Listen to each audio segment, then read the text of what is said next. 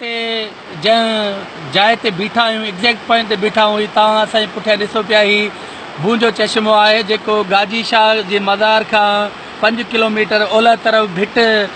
जबल मां जेको आहे सो ही बुड़का ॾेई जेको आहे निकिरे थो ऐं जंहिं जाइ तां ही निकिरे थो उते ही गरम पाणी जो चश्मो आहे ऐं बिल्कुलु ई उते जेको आहे हिन में ठहराव आहे ऐं जेको आहे सो हिन में को बि वाकिरो न आहे पर जीअं हलंदो हलंदो थोरो ही सफ़र कंदो जेको आहे सो हेठि जेको आहे सो ही ॾिसो आबशार जी सूरत में लहे थो त 300 फुटनि जो ही आबशार ठाहे थो ऐं पोइ ही पाणी जेको आहे सो मिनरल वाटर खां वधीक जेको आहे सो ही जेको आहे सो प्योरीफाइड आहे तव्हां हिन खे पी सघो था तव्हां हिन में वेझी सघो था ऐं हीउ जेको पाणी आहे पोइ 400 खां 500 हिकु अंदाज़े मुताबिक़ 400 खां 500 एकड़ ज़मीन जेका आहे उहा हिन ते जेको आहे सो आबाद थिए थी जेको आहे सो ऐं हिते जेको आहे सो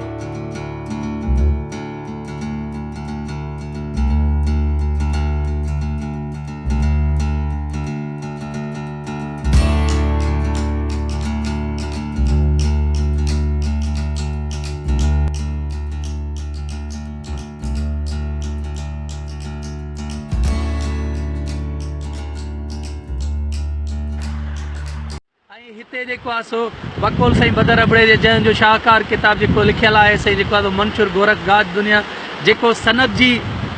तारीख़ी सनत जी हैसियत रखे थो हूं त खोड़ सारा तारीख़ जा किताब जेके आहिनि उहे तव्हांखे मिली वेंदा क़दीम जेको आहे सो मिसाल जी ॻाल्हि तोहफ़तुल किराम साईं रहीमदाद खान मोलाई शिदाई जो जेको आहे सो जन्नतुल सिंधा खोड़ सारा ॿिया बि किताब आहिनि पर हिन एरिया जे हवाले सां मिसाल जी ॻाल्हि जेको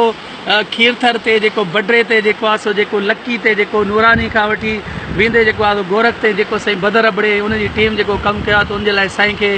जेको आहे सो सलाम हुजे साईं जसलाणे जेको आहे वॾी खोजना वॾी रिसर्च आहे साईं जी उहा कहिड़ी शइ आहे जंहिंजो साईं जेको आहे सो पंहिंजे किताब में मंशूर गोरख गाज दुनिया में ज़िक्र न आहे कयो जेकॾहिं तव्हां हिन पूरे एरिया जी ऐं पूरे खीरथर जी जेको आहे हिस्ट्री जेकॾहिं तव्हां मालूम करणु चाहियो था त इहो किताबु तव्हां ज़रूरु ख़रीद कंदा ऐं उनमें तव्हांखे हर शइ जी नॉलेज जेका आहे उहा मिली वेंदी चवंदा आहिनि त nothing is permanent except change वरी अॻिते हली जेका रिसर्च जेको आहे नवां नवां इंकिशाफ थींदा पर हिन महिल ताईं आऊं इन किताब खे मुस्तनिद सम्झां थो त साईं हाणे पाण ऐं हिते जेको आहे इहो बि लिखियो अथनि त सिंधू तहज़ीब खां अॻु जा जेको आहे आसार हिते जेको आहे सो उते जेको आहे सो भूंजे वटां उते जेको आहे सो मिलिया आहिनि उन ते बि जेको आहे सो कमु थियण जी ज़रूरत आहे ऐं असां जेको जंहिं रस्ते सां आयासीं छिनी वारे रस्ते सां आयासीं त कंहिं दौर में साईं इहो बि लिखियो आहे त उते बि हिकिड़ो पतण हूंदो हुयो माना कंहिं दौर में जॾहिं गाजी शाह जो मेलो लॻंदो हुयो त उठनि जा काफ़िला उते अची जेको आहे सो लहंदा हुया उठनि जा काफ़िला वेंदा हुया ऐं माण्हू जेको आहे ॿेड़ियुनि जे ज़रिए उहो पतण जेको आहे उहो क्रॉस कंदा हुया 400 साल अॻु इहो छिनी जो शहर जेको आहे इहो मीर शादात खान खोसे जी जेको आहे सो रियासत हुई 400 साल अॻु में बकोल साईं बदर अबड़े जे जेको उन्हनि पंहिंजे किताब में लिखियो आहे ऐं शहदादपुर जे नाले सां इहा रियासत जेका आहे उहा सरबी हुई ठीकु सही हाणे हितां खां थोरो छिनी खां अॻु में जेको आहे सो सोन मियाणी माना दरिया जो पतण हूंदो हुयो ऐं इहे सभु जेको आहे सो गॾिजी उते रहंदा हुया पोइ मीर शहदाद खान खोसे जी वफ़ात खां बाद में सभु वॾेरा छिजी वञी जो रहणु लॻा त इन जे करे पोइ उन ते नालो पइजी वियो छिनी माना छिजी जो उहे रहिया त इन जे करे छिनी जेको आहे सो इन ते नालो पइजी वियो हिकिड़ी इहा रिवायत ॿी मुस्तनिद रिवायत इहा आहे त जेको छिनी में छह नयूं जेके आहिनि उन्हनि जो गुज़र आहे माना नए गाज जेका आहे हुलेलिया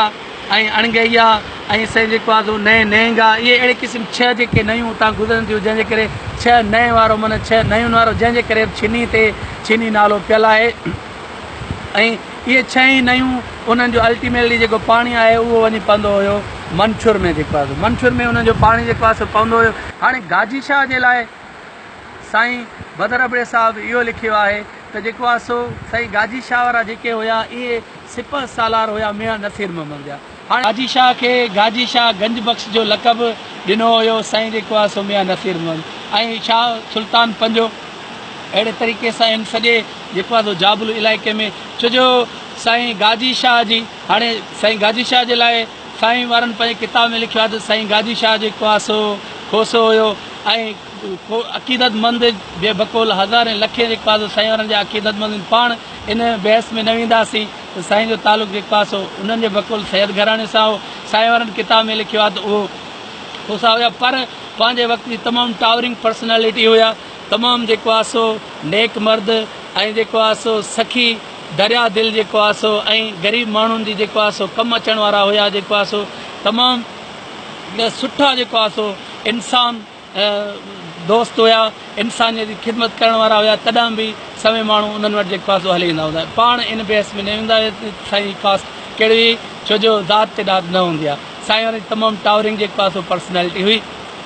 हिन एरिया में मियां नसीर मोहम्मद इन जे करे मुक़ररु कयो साईं खे, जेको आहे सो इन जे करे जो साईं जा हिते जेको आहे सो कोयलक तमामु घणा हुया। एट ए टाइम कंहिं बि